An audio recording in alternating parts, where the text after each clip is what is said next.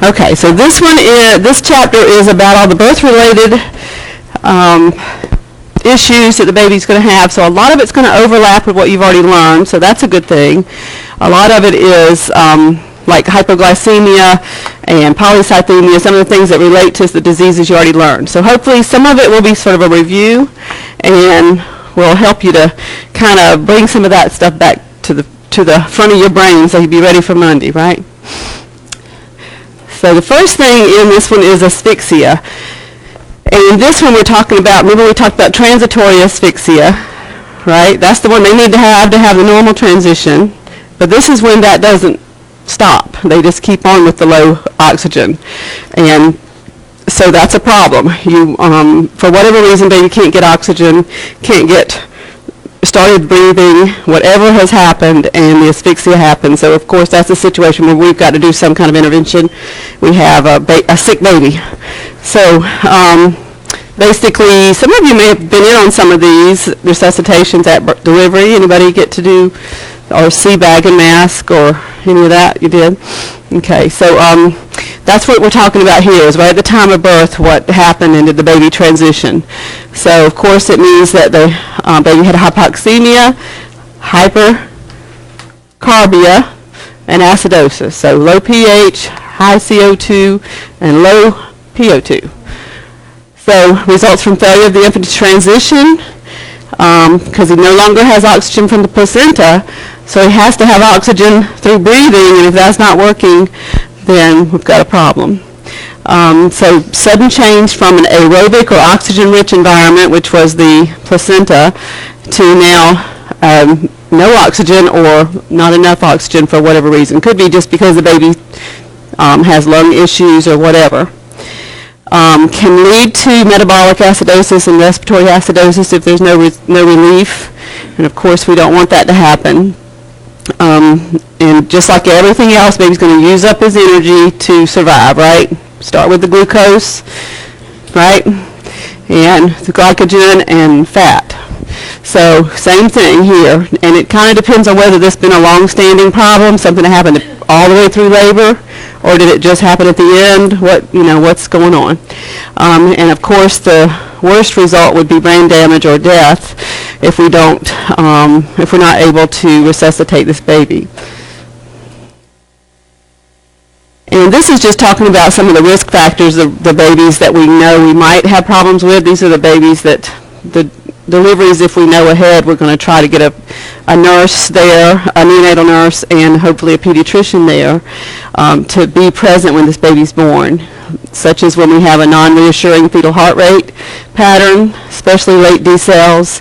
So we're going to anticipate a problem there. Sometimes they're rushing to a C-section or trying to deliver quickly. Anything that affects the blood flow. What would those things be? We're talking about the cord, basically, right? So what would do that? You don't have good blood flow to the baby. Cord compression. Nuchal cord. What else? I mean, there could be some issues with mom's blood pressure, too. Anything to do with the placenta. So if we had a separation of this placenta in utero, that it's not going to work right, is it? So all of those things, anything you think about that's putting the baby at risk that's what we're talking about here. Anything that's clamping that cord off, whether it be compression or just it could be a true knot on the nuchal cord, it could be anything. Difficult birth or labor, meconium-stained amniotic fluid. I think you know all these.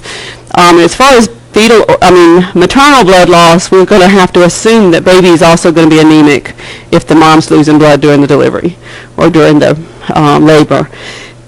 Sometimes congenital anomalies, if we know about those. Oligo or polyhydramnios. We don't always know what to expect. We just know there can be abnormalities with those two. We don't always see it, but we're on alert at least. Narcotic use, of course. Infant of a diabetic mother, since we already know the diabetes is definitely present, and then anything to do with the mom's health in general. Okay. Other things that could happen is the low APGAR score. We're going, of course, that's part of the resuscitation process, all happening at the same time. Baby's not responding to being dried off and stimulated, and so we're hoping that we're going to hear a cry. We want that baby to start breathing, and nothing's happening. Everybody's drying the baby, stimulating the baby, shaking the baby. Nothing's happening. Inadequate ventilation, so they're making some effort, but not enough. And then, of course, if we can sometimes just obviously see a structural problem, we see a cleft lip, cleft palate, we see, something that is obviously abnormal, we know that be causing problems with the baby getting enough oxygen. And then sepsis. If mom's septic, then we're going to, of course, be worried about baby. We're going to be worried if there was a group B strep that there wasn't time to treat, that kind of thing. Okay, so how are we going to actually resuscitate the baby? Is of course, we're always going to clear the airway first. We're trying to do that as soon as the head is born, right? And just the normal things that y'all used to seeing, drying the baby off and getting the heart rate. How are you checking that heart rate? The cord, right, in the beginning. And you're not going to get a perfect heart rate, but you need to know that it's over 100 at least. And then you need a respiratory rate too, but not so much rate as effort, because you're not going to sit there and count a rate. But you all got to do this, right? You got to be a part of the APGAR scoring. Okay. So this is the chapter where the APGAR scoring will matter somewhat on the test. I'm not going to ask you real specific things, but you need to know, what the basic parts of the APGAR are. Okay. I don't need you to know every score. What the 0, 1, and 2 mean, but at least what is contained in the APGAR, because I think you've already been tested on APGAR. Pulse ox, of course, we're going to get that going, and that's going to tell us a lot sometimes. And then if we're still not being successful, we're going to have to go ahead and start bag and mask. Sometimes we can just put a little blow-by oxygen, and that's enough, but other times not. And when we start with the bag and mask, we're going to start with just 21% oxygen. Because sometimes that's all you need is some pressure. It's not that they need oxygen so much as they need pressure to open up. So bag and mask, of course, is always in that sniffing position. We don't ever want to hyperextend the baby's neck. I've learned that in CPR, right? And then the 21% oxygen at first. And positive pressure ventilation if there's apnea or gasping, heart rate less than 100, or O2 sats are still low even though we're giving 100% oxygen. So the oxygen might do the trick and your sats go right up. But if they don't, then we're going to have to give them some positive pressure ventilation. We want 40 to 60 breaths per minute if we're doing bag and mask. And if we're doing compressions, during compressions we're doing it 30 times a minute. If the heart rate is less than 60 after 30 seconds of doing all that, then 100% oxygen and compressions. I guess it's kind of out of order here, but the idea is that if you still have a low heart rate and you've already tried you tried to fix the oxygen part, the breathing part, and that didn't bring the heart rate up, then now we got to start compressions. Because sometimes just fixing the airway problem, the oxygen problem, is going to bring the heart rate up. But if it doesn't, we've got to start compressions. Okay? So basically what you need to know about that resuscitation process is on this slide. Okay? This is just a picture of them covering the nose and the mouth with the bag, with the mask. Head in the neutral position. And resuscitation bag is always to the side so you can watch the baby's chest. Let me go back to this one. One thing we're going to definitely have to do, I don't see if they, can't tell if they have that on there. In this one, there needs to be a manometer on the bag, and with you doing neonatal compression, bag and mask, because there's no way that every baby's got different size lungs, so we don't know how much pressure to give, and we could cause a pneumothorax or fill their tummy up with air, which often does happen. So you need a manometer on there that tells you how much pressure to do, and different. There's like a general range, but for preemies the range would change. Okay, and then we're going to start compressions, there's two ways to do compressions, either with the thumb method or the 2 fingers on the sternum method. But if you're going to do this way, you're going to have a second person there to do your everything else, aren't you? And you're always going to have that. That's the reason that we have 2 nurses in the nursery, even if we just have 1 baby or 2 babies, is because you can't resuscitate a baby and all that and call for help and everything at one time. So that's why sometimes you'll see it seems like they've got too many nurses for what they have, but no matter what they have to have at least 2. But the thing is, if they have 15, they sometimes still only have 2 nurses. So they have to manage. It's not like you can call a med-surg nurse to help in the nursery usually. You're going to have somebody who knows what they're doing. Okay, and then that's the 2-finger method, of course. And then this I just wanted to show you what the UAC and UVC looked like. I got to talk to some of you about this, but not everybody, and we didn't get to talk about it in detail, but it's kind of the best picture I could find. It's supposed to be like a smiley face. This one's upside down, but if you're looking at it, you see the 2 arteries and the vein. The vein is such a big gaping kind of hole that it's like a smiley face when you look at it. So what they've done here is the baby already had a clamp. They would then tie this cord around below the clamp. So imagine all that's not there. There's just one of those clamps. They would tie all this around and then make a new cut to cut off that clamp. So now they have a fresh cut to look at. And this cord is keeping it from bleeding out, but keeping just enough pressure. And then they can easily see that. Now it looks really big in this picture, but it looks more like that when they're trying to do it. It's really not that easy to do, but it's still better than nothing if you got to get a line going. And most babies in the NICU have one of these, or 2. They can have an artery and a vein. If they're requiring ventilation, they need a way to get their blood gases drawn. And if they're requiring a lot of blood draws, then you can draw their blood from the UAC or the UVC. And you can also infuse your IV fluids through it. And you can infuse fluids through either one. But, you usually wouldn't want to do it through the artery because you want to leave that open for blood gases, and you can't mix your D5 with your blood gases and all that kind of stuff.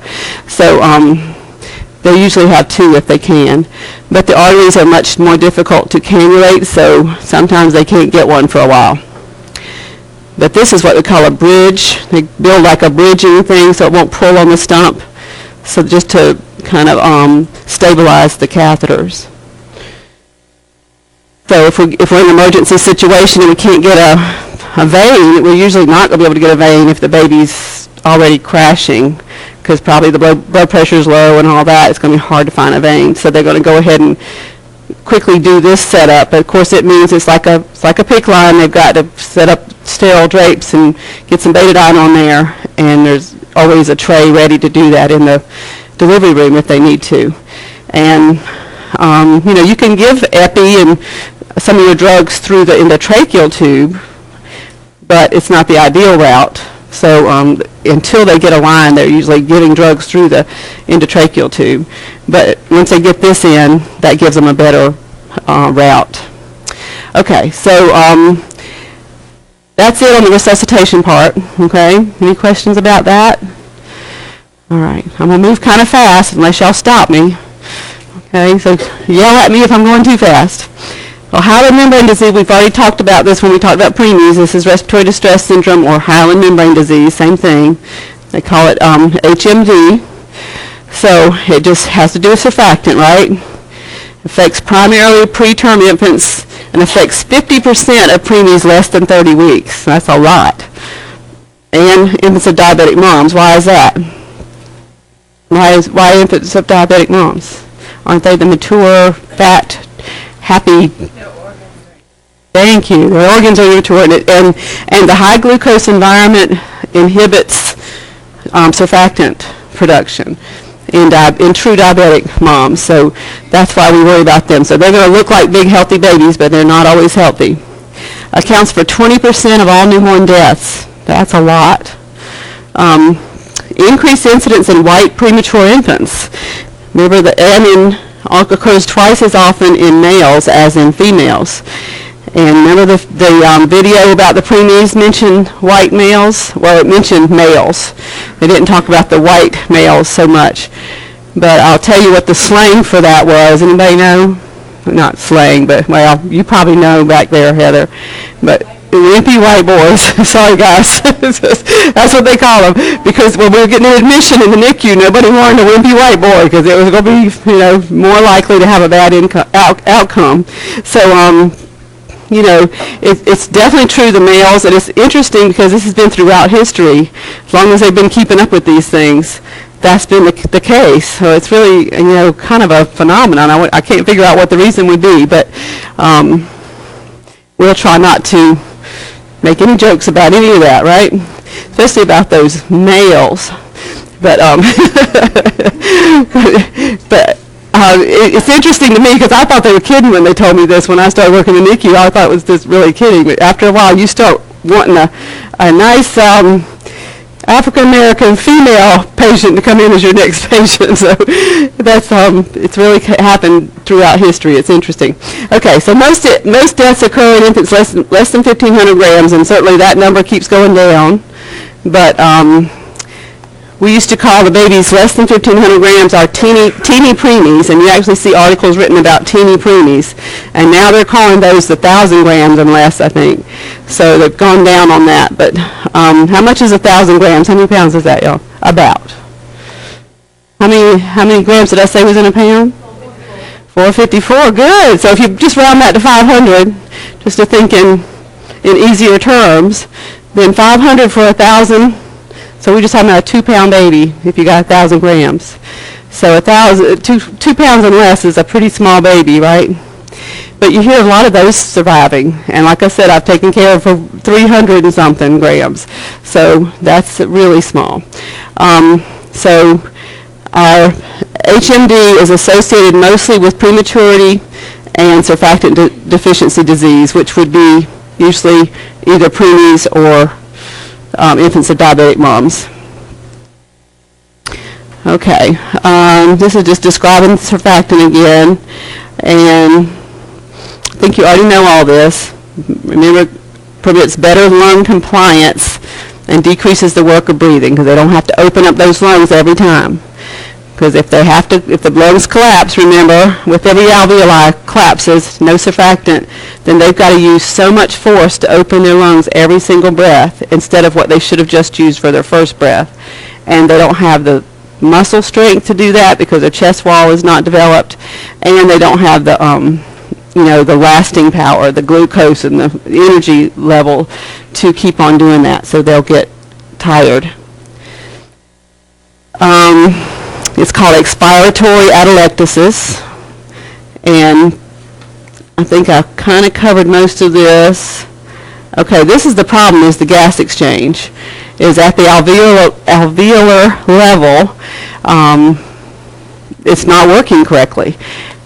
So they can't get the oxygen and the CO2 to exchange because those alveoli are not opened up and they won't stay open. So that's where we have the problem. That's why we can't get oxygenated. And then labored respirations, so they have to work really hard to breathe, and eventual respiratory failure because of that, all that work. Complications, hypoxia, of course, respiratory acidosis, and metabolic acidosis eventually if they're not successful in being treated. Your symptoms are really the same as what you've been learning for any kind of respiratory distress. But this, of course, is the syndrome. So the symptoms are just like you've already known. You should know this slide backwards and forwards because everything we know, look at a baby and know they're in distress respiratory-wise, they're going to be breathing fast. They'll be grunting. They're going to have retractions. They've got nasal flaring, possibly apnea, cyanosis. And then when you listen to their lungs, you're not going to hear much lung exchange. There's not much air going in and out, and possibly a murmur because of the hypoxia. Those ductus are not closing as they should. Okay, how are we going to prevent this disease? Of course, we don't want a preemie to begin with if we can help it, right? But if we know somebody's in preterm labor, we can treat the mom.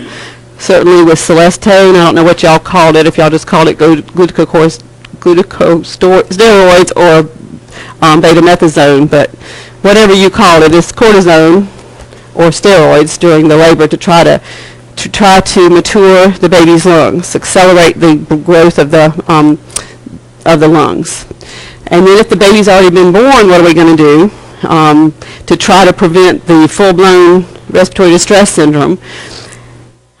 These babies can be very sick when they're born, like really sick, and then sometimes they're sick after the first 24 hours when they get kind of tired and worn out. But our treatments are going to include oxygen first. We kind of progress as we need to. CPAP, ventilator, and then there's something called a jet ventilator. If y'all, is that me or is that something else? Okay, it sounded like this. Okay, a jet ventilator is a ventilator that delivers like 300 and some breaths a minute for the baby. Yeah, 300 breaths a minute. First time I took care of a baby on a jet ventilator, I was shaking all day long, scared to death of that baby. But it's basically the baby's chest is doing this. So they're trying to not let the alveoli collapse at all. They're not letting them fill and refill. They're trying to keep them somewhat inflated all the time. So it's just like this. It is sort of a last-ditch effort to save a baby that's not going to make it otherwise. Yes, Caitlin?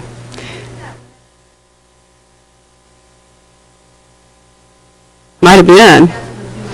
Yeah, I bet it was something like that. How old was she? Okay, yeah, it probably was then. Yeah, because it's a similar idea. And then, of course, there's other treatments we're going to get into later with the ECMO, but we're kind of going to progress from this in this direction to try to, whatever doesn't work, you're going to have to step it up another notch. The jet ventilator is considered like a last-ditch effort, but I'm not sure. I'd like to talk to somebody now that is using them, because at one point they weren't having much success, but they thought it was because we weren't using it soon enough. Like the baby was already too far gone when they started it. So they were talking about, I talked to somebody about this a few years ago, they said they were talking about starting them earlier on that instead of just using it for last minute kind of thing, and maybe they'd have more success. So I would like to know how that's going. Somebody that ends up in the NICU can let me know, okay? ABGs and pulse ox monitoring, of course, if you've got a ventilator, you got oxygen or anything, you're going to be doing ABGs, right? So we're going to adjust our ventilator and everything accordingly, and correct your acid-base imbalances. Now, surfactant replacement, we haven't talked about yet. I think I have a slide on. Do I have a slide on that? Or do I need to cover it now? I can't remember. On surfactant replacement? Can't remember. Might be under meconium. No, it wouldn't be there. But anyway, if not, I'll remind me to come back to it. Maintenance of neutral thermal environment, and y'all know about neutral thermal environment, but what this means is as the baby starts to get sick, that's going to change. They're going to need more and more heat because they're using their calories and everything just to stay well, to breathe and all that, so you're going to end up having to turn their heat up. So that's what it means. Nutritional support, of course, prevention of infection, glucocorticoids.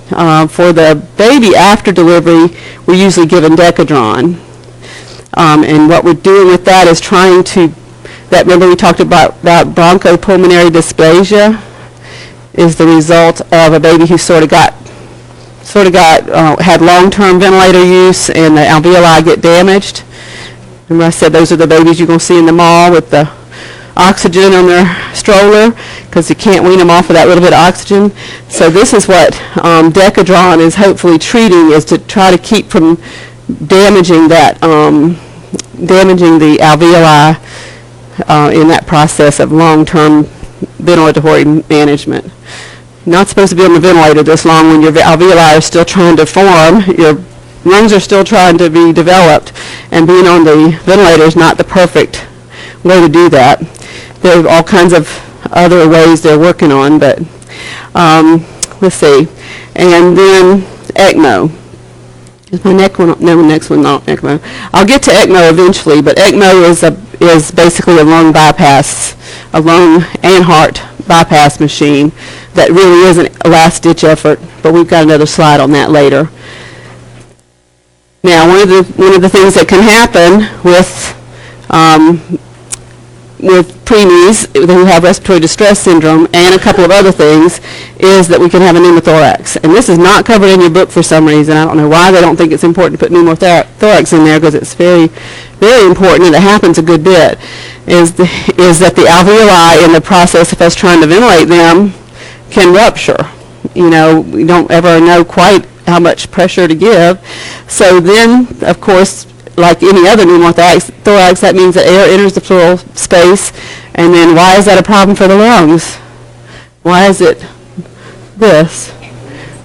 There's not enough room in there because the air is on the outside of the lungs, right, instead of on the inside. So it makes more and more compromised lung space. So it's a possible complication of RDS, surfactant administration, and meconium aspiration syndrome. Those two things we're going to still cover. So maybe this is where I was planning to cover it. It must have been. So I better talk about that now. The surfactant, surfactant is, they talked about it in the video a lot, but, we used to use like, they had bovine surfactant, so they had actual surfactant from some animals, and then they came up with an artificial surfactant somebody invented, and that kind of was a game changer for a lot of things in preemies.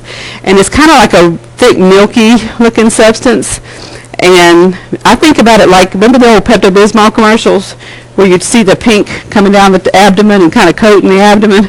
Well, it's kind of like that, only it's the lungs, because what they do is you have to have the nurse and at least a respiratory therapist and a nurse at least to administer it, and they literally take the ventilator off. They got the E2 tube down. They take the ventilator off and squirt this stuff down the tube, and then they take the baby and rotate the baby in all different directions, so it's kind of coating the lungs literally. And it's very scary to watch because the saturations occur immediately because you don't have the ventilator and you're coating their lungs with more fluid, and they already don't cope with fluid real well. But this fluid is a good fluid. So once they get the ventilator going again, it's usually dramatic results from it. And sometimes they do it more than once. But during this process, they can have a pneumothorax. That's your main fear. Because while they're doing all of that, they're also, when they put that ventilator back on, could just pop those alveoli, and it's really hard not to sometimes. So it's one of the big complications. But it's a really life-saving thing. It's amazing. We would not be having 1,000-gram preemies and 500-gram preemies if we didn't have surfactant to administer. It just wouldn't work. And then we'll cover this other one eventually. So back to pneumothorax as a separate thing. So you definitely need to do signs and symptoms of pneumothorax and which diseases you might see it in. But it's the classic sign is you've got a baby that's doing fine. Everything's good, satting well, whatever treatment he's on is working, and all of a sudden sats start going down 30 and 40, and all the alarms are going off, and he is suddenly very, very sick. I would imagine it's the same thing with adults. But this adult can at least say, I can't breathe, or, usually can talk to you and tell you. But this baby's going to have no other signs except that all of a sudden nothing is working to get oxygen in him that was working. So sudden is what's the key word there. And then with when you start to listen to the chest and see what's going on, the breath sounds are diminished on the side that has the pneumothorax. So if you really got to be carefully listening to notice it. But with the ventilator noise and everything, it can be tricky. But there's also a shift in the location of the apical pulse. And that makes sense, doesn't it? The heart is shifted over if there's air compressing the lungs, if there's a pneumothorax. So the apical pulse point is moved. And then treatment is get that air out. Y'all know all this on adults, right? So it's the same thing. We use a butterfly usually. I guess they're still using a butterfly. I hope so, because I love those butterflies. But the butterfly is kind of easier to hold on to. But anyway, you got to get a needle in there between the ribs, whichever side you think that the pneumothorax is on. You don't always have time to get an x-ray and all that to confirm. This baby's literally crashing. And if they can identify where they think it is just by auscultating, they'll sometimes just put that needle between the ribs and let that air out, and sometimes pull it out so they can measure it. And baby instantly starts getting better. But now we have a leak, so what do we have to do? What does an adult need after a pneumothorax happens? Chest tube, right. You got to have a chest tube. So now that you've got the air out, you've got to get a chest tube in. And y'all, there's nothing worse to see than a baby with a chest tube, where the tube is so big compared to the baby. It's like some of the sickest kids you're going to see are like that. I took care of a baby one time that it never left me this situation, because this is what happened to him. He was crashing like this, and there was a resident working, and he diagnosed it pretty quickly and aspirated and said, let's get a chest tube in. And I went to get the xylocaine for the baby, because you need to numb it. Chest tube is like one of the most painful things that an adult will describe for you. So imagine for a baby what it's like. Because when you're doing an adult one even, you sometimes got to go, like really push hard to get that thing in. If you've ever seen one go in, and it's really pretty dramatic. So a baby will just slide across the bed if you do that to them. So you got to have somebody on the other side holding the baby like this while they're pushing so hard on the other side to get that through the ribs. You know how painful it must be, because it's a big tube for that size baby. But anyway, I went to get the xylocaine because the baby's stable then. I mean, you've already gotten the air out, and you've still got a tube connected to keep the air out. So there's not that big of a hurry to get the chest tube in. But he would not wait for me to get the xylocaine. I already had the medication, which was across the room, came back. But you still got to draw it up and everything. And he insisted on, he said, I'm putting the tube in. And he put it in without the xylocaine. And I'll never forget it, because I wrote him up over it. Because I was just, I said to him, and several other people standing around were like, well, she's got it in her hand, let's just get it, at least give him a little bit of local anesthesia. That's, and to me, the pain of it would also affect blood pressure and, everything else too, so why not give them a little relief if you have time? It's one thing if you don't have time, but anyway, I never forgot it, because I got so upset. I mean, people were standing around with tears in their eyes, the other nurses, and just watching this, because it was like, give the child, some relief here. But anyway, that's why it kind of stuck with me. But I've had a number of babies with that, and we always gave xylocaine. If they were stable, there's no reason not to. Okay, so that was it on pneumothorax, just those couple of slides, but they pretty much put it in a nutshell for you, those two, the symptoms and what it is in general, the one before that, and which diseases are most likely, which conditions are most likely to have pneumothorax. Okay, any questions about that? Yes?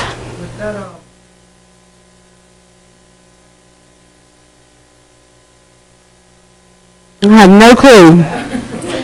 It is a total phenomenon to me. I mean, it's really amazing. But I guess they're still monitoring your blood gases and everything. They're still doing all that. It's just that I don't know how they're getting rid of enough CO2 or delivering enough oxygen. It's one of those things I couldn't tell you. But it's just like any other ventilator setting. They're complicated in that how you're going to make it actually function. But yeah, it works. I mean, it does work. It's just the idea that you don't want the alveoli to keep collapsing. They're still delivering oxygen. It's just more pressure. Instead of just a CPAP type of pressure, it's a steady pressure and then just a little bit coming in and out of that. That's the only thing I can say to explain it. It's quite amazing to watch. It really is. They were super sick babies. I never saw one survive that was on one. But I'm sure they have had, like I say, I think they start them earlier now, so maybe they do.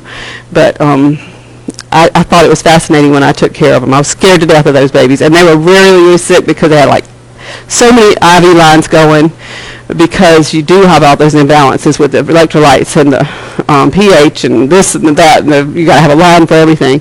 So it was complicated. Okay, so TTN, or transient tachypnea of the newborn, I think I've mentioned it a little bit, but this is the disease itself, and this one's kind of common. This is the one you're going to see more commonly.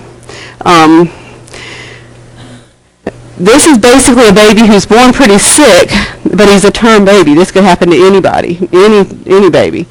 It's due to inadequate absorption of fetal lung fluid or aspiration of amniotic fluid. So these are those babies, especially C-sections, that can't get rid of that fluid. Remember we said they got a few ounces of fluid in there to get rid of. So they're trying to absorb it, and it's not happening fast enough, so it's compromising their breathing. That's what this is all about. It's too much, the fluid, they're not dealing with the fluid from the delivery. So the signs and symptoms are the same as respiratory distress syndrome. These are really sick kids, though they can be.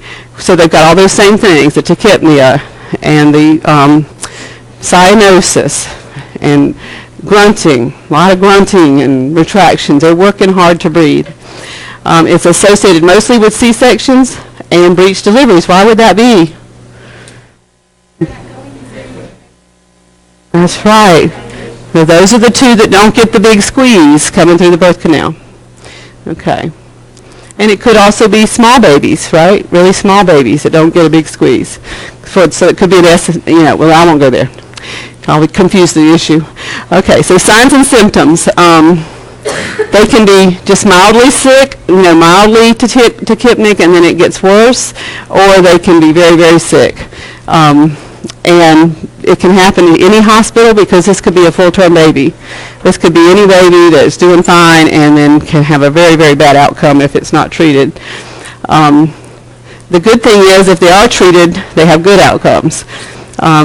So the onset of symptoms are the same as what you've been seeing, right? But we're talking about tachypnea up to like 140 times a minute that they're breathing. And that's a baby that's working hard to breathe. But that's not that uncommon to see, because we've seen some, even y'all have seen some up 100 almost, right? Some of y'all have counted up to 100 respirations almost, right after birth. And it doesn't last very long. So this baby sometimes gets faster and faster as time goes on, instead of the ones we've seen where they get better and better as they absorb that fluid. The treatment is give them oxygen, and sometimes that's all you have to do is give an oxygen, either with a nasal cannula or oxyhood. And the key to this disease is if it's not getting better in 48 hours, it's no longer transient tachypnea of the newborn. It's the wrong diagnosis. Now they have something else, because they should be getting better by 48 hours. So that's the key to why they call it transient tachypnea. So you can't eat because they're breathing too fast, right? You can't even do a tube feeding, because you breathe 140 times a minute or even 100 times a minute. That's too fast even for a tube feeding, because then they might, regurgitate that. So IV fluids or TPN, they definitely should be much better by the 4th day. They've already been getting better after the 2nd day. And if they persist past the 4 days, then definitely they have to come up with another diagnosis. By then they're going to be suspecting sepsis usually. That's the big thing. But it could be hyaline membrane disease or something like that too. Depends on what the x-rays are showing and all that. So what you need to know is that it's transient because it's fluid they're dealing with, and that usually we can fix it with oxygen.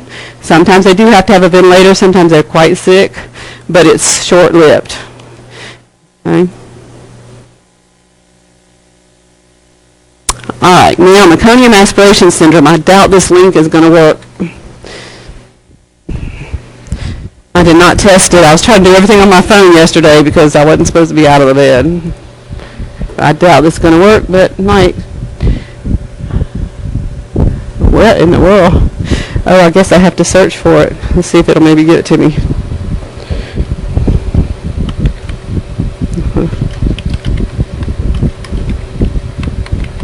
I have to go to videos first or something. No results. Never mind. Well, we won't waste time on it, but I might can find it during the break, but let's don't worry about it. I don't want to waste time looking for it, but I had a feeling it might not work. Because they often do that. You have to redo their links. All right, so meconium aspiration, you understand what happened. You understand the mechanism for what happened, right? What caused this baby to have stool? stress, some kind of stress, right? So, and the stress is causing asphyxia of some type, whatever it is, whether it's, cord compression or whatever's going on, and that causes the baby to increase their peristalsis and relax the anal sphincter, and then also causes that gasping. That's not up there, but they have that gasping reflex at the same time, and therefore end up getting meconium into the lungs. So it can be during labor, and then sometimes it's right at the time of delivery. Everything is fine, and then at delivery, as the baby's being born, they did that and still ended up aspirating. So it depends on where the meconium is. We're hoping the meconium only gets into the trachea. If it's only in the trachea, then once the baby's born, we could try to get that out. But if it's into the alveoli, then we've got a bigger problem. So it can happen in babies that are term, SGA, and post-term babies. So in other words, it can happen to anybody, right? Only 5% of the babies with meconium-stained fluid actually have the syndrome, just like everything else. Meconium aspiration syndrome is a very specific set of symptoms. It's the worst-case scenario kind of thing. This is kind of a typical look if they've been in the meconium for a while. Some of them have had a chronic stress and have chronically been exposed to meconium for quite a while, but it stains their skin, it stains their umbilical cord will be like greenish colored. The hair will be green, everything. So you'll see all different degrees, but when you see one that's got it everywhere, his lungs are soaked too, probably. Now this is my horrible computer drawing, but it is the worst thing you've ever seen in the world. But it tells you a story. The idea is that the meconium's in there, and oxygen can get in the alveoli, but can't get back out because the meconium traps it. You see, isn't that a good drawing to explain that? Thank you. The video would have been better, but we don't have the video. But anyway, so what happens is this gets bigger and bigger because baby can get oxygen in, can get air in, then it traps it on its way out. So they get bigger and bigger, and that's why pneumothorax with the meconium aspiration. And also why these babies will have a barrel-shaped chest eventually as time goes on. You'll see their chest start to barrel, and that's one of their classic symptoms. So ball valve action is what they call it. I had to do it with a mouse and everything else. So okay.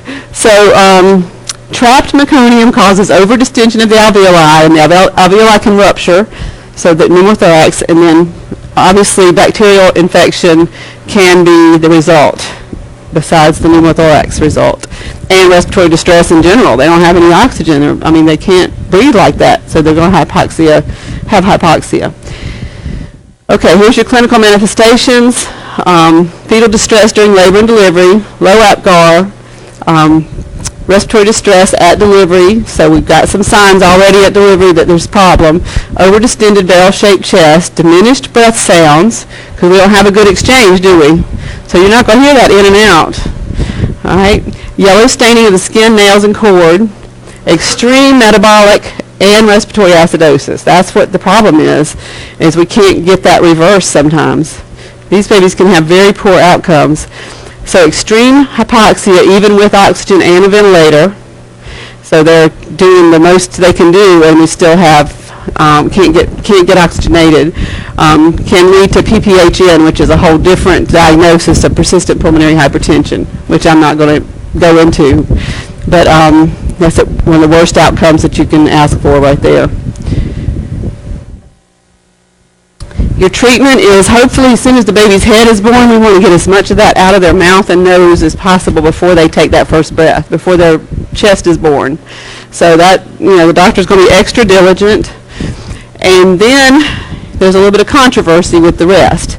If there's thick meconium and the baby is not crying, so baby's born, you had all this thick meconium you're worried about, the baby's born, but he hasn't taken a breath yet, he hasn't cried, then most people will then not intubate them, but visualize their cords. So they get laryngoscope, open up the larynx, and try to suction just what they can see in the trachea. Okay? So you could actually see like clumps of that stuff in there. And that way when they do take the first breath, it's not sucked into the alveoli, right? So most people are going to do that. Most doctors are going to want to do that. So it says if the thick meconium in baby does not cry, depressed or absent respirations, visualize the glottis and suction meconium from the trachea or below the vocal cords before stimulating respirations. So you're not going to try to make this baby cry. You don't want him to cry yet. And then if he's born already crying, there's nothing you can do. I mean, he's already crying. So this is where the controversy is. Some people will still want to go ahead and visualize the cords and get what they can get. And others are leaning more these days towards not doing that. Once the baby's cried, they feel like the damage is done, can't really get it out now, and that it's not worth the risk of the vagal response if you put the tube down and all that, to try to, or the suction tube down to try to suction it out. So there's some controversy about that. I think that you just need to be aware of it. I don't know which way NCLEX would handle it, but I think they would let you know that there's a choice there. But especially they'll delineate crying versus not crying. So if they're not crying, definitely try to get it out. But if they are, maybe. And then you're going to progress your treatment like we did everything else. We'll try oxygen first, the ventilator, and then the jet ventilator. Because these babies can be quite sick and end up on the jet ventilator. There's other treatments they're using for it. The inhaled nitric oxide, I've not ever worked with that, but I've read about it. They're talking about all kinds of experimental treatments with a lot of different things with babies' lungs. But ECMO is the treatment for this as well, which we're going to talk about. Chest PT just makes sense because you're basically kind of beating on the chest wall to try to loosen up that meconium that's stuck in the alveoli and get them loosened up where you can suction it out, or the baby will cough it out or something. Okay, so that's what that means. Antibiotics, definitely. And then we have a very high mortality rate on babies that actually have the syndrome. It's just not meant for lungs to have meconium in them. It's sticky, it's gooey, you've seen it in diapers, meconium. It's not like a normal stool even. It's really clingy. And so therefore it really messes up the alveoli. Okay, this is ECMO. You don't need to understand it totally, but just to give you some idea about ECMO, because it is pretty common treatment for some of these most severely ill babies. In that basically, I'm going to show you a couple different pictures, but basically baby is cannulated in major vessels here, and then this machine, which I have a better picture of, is doing the work of the heart and the lungs for the baby while he is paralyzed and resting his lungs, trying to heal the lungs. So it's some kind of lung disease that needs to be healed. This is maybe a better one just for showing you how it works, in that the blood is coming out of the baby, going through, these are just IV fluids and heparin hanging here, and IV fluids that are mixing with it. But the blood comes through and goes through a pump, so that's kind of your heart mechanism there. And then it goes through a membrane, a lung membrane that is doing the oxygen and CO2 exchange for the baby. And there's your oxygen over here. Going through a heat exchanger, so it gets heated up and then returned to the baby. That looks really simple, but it is not. It is very complex, because if anything goes wrong with any of that, baby no longer has a blood supply. Okay? I'll show you what these babies look like. They are really, really sick. So this is that cannula I'm talking about. We're talking about a huge cannula coming out of the baby's neck. Here it is here. And they are totally paralyzed because you don't want any movement at all. And so there's like a regimen for pain medication too, because that was one of the issues in the beginning. When you give somebody a paralyzing drug, adult or child, they can't tell you if they're in pain, can they? So you have to assume they're in pain. That looks painful to me. So baby's doesn't look awake, but might be very aware of what's going on with his body. Might be very, very miserable. You can tell sometimes by vital signs that's true. But anyway, they're controlling everything about this baby. They're controlling all the vital signs, the blood pressure, everything with artificial means so that the lungs can rest. It's extremely complex. This is an ECMO area. I had never had any desire to work in ECMO. I hated it. because I don't like working with machines more than the baby. And this is a baby that you're certainly taking care of the baby's body, but you're not interacting with the baby. You're interacting with the family. The family needs you a lot, because this is a baby who will die without ECMO. That's the only time they use it, is if they're going to die anyway. So these are 6 sick kids. And they use it in pediatrics. Caitlin, did your sibling have ECMO? Because they do use it for drowning and for other, a lot of other things with pediatrics. But if you're into all this techie stuff, you would love all this. But if it takes like a team of 5 or 6 people just to get this thing started and to maintain the baby on it. But to me, I'm managing machines, and that's not my thing. But some people love all that. They love all of those puzzling of what could be wrong and troubleshooting the system and all that. Because back here you can see that if something goes wrong, you've got that's a hemostat right there that is there for emergency purposes to reroute the blood if one of the machines breaks. Because when one of these breaks, somebody better fix it quick.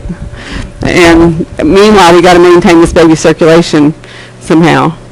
That scares the Jesus out of me. I'm not doing that.